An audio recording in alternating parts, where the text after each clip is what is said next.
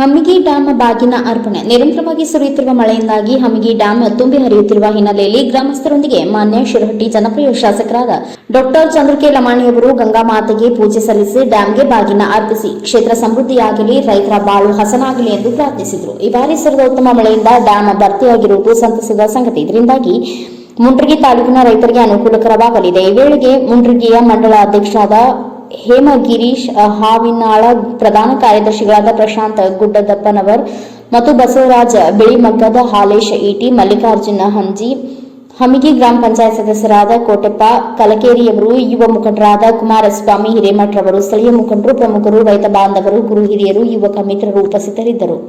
Arjun Hosmani, NKS TV4 news, Mundrigi.